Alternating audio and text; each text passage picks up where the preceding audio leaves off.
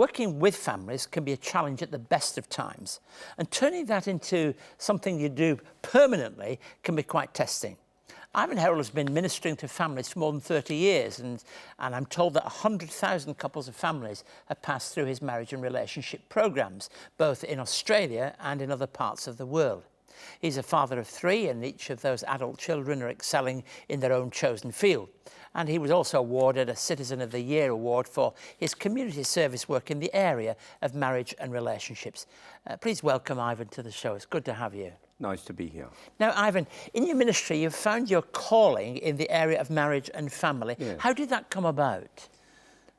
I would imagine that most ministers would see a priority of helping marriages and family, and it grew to a point where the invitations exceeded the amount of time available, and so we realised that we were being moved in that particular way, and so we started to prioritise in that way. So close to 30 years ago, but we've been on the road 26 years. Mm. And obviously you've raised your own family, and that's an important part of your education if you're going to do this, isn't it? It is. It's very much.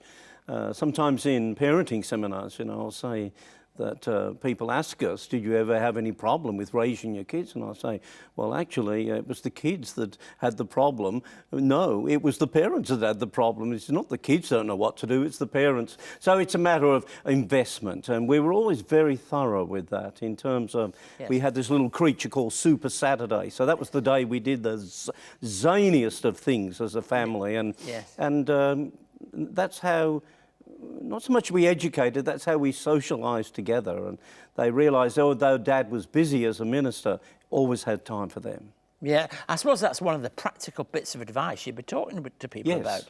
about how you use your time. And how we use our time. Because, say, in courtship, we spend a lot of time with each other, attracting attention, attracting the possible future spouse. And then when marriage occurs, Wood and Nimkoff, 2 researchers out of America, discovered that, to the horror of those working in family therapy, that up to 80% of romantic love diminishes in the average marriage in the first 2 years. So the sort of things that were fun to do before, they stop. They become serious about work and other commitments. Kids come along. But we've got to keep alive the principles that made us an attractive couple to start with.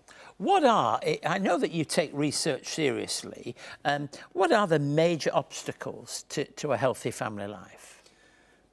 I think that possibly there are pressures that come at different times. For example, when certain nations go through testing times of war, there's those sorts of pressures. So when obviously during the Great Depression there was a different type of pressure. So as you look at society generally, there comes various pressures, but basically what we've got to do is help folk to realise that they can succeed in little ways. It's not always the huge things, and to allow the very important fun things to remain within the relationship. So are there some core principles that you would sort of say, these are the things you need?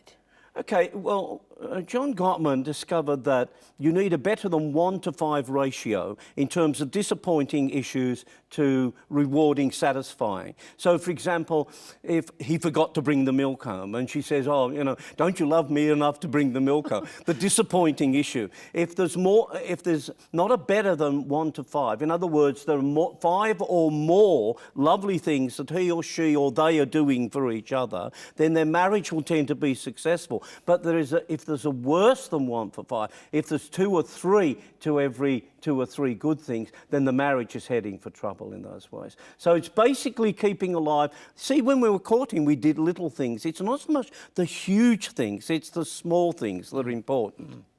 And not just bringing the milk home, but also the much more serious issues, but that they reflect on eventually. That's correct. When we say family, it means a lot of different things to a lot of different people, doesn't it? I Correct. mean, that's one of the complexities. Have you seen the definition of family changed over the years? Yes, I think from a perspective of church, we have to be extremely careful because we have not been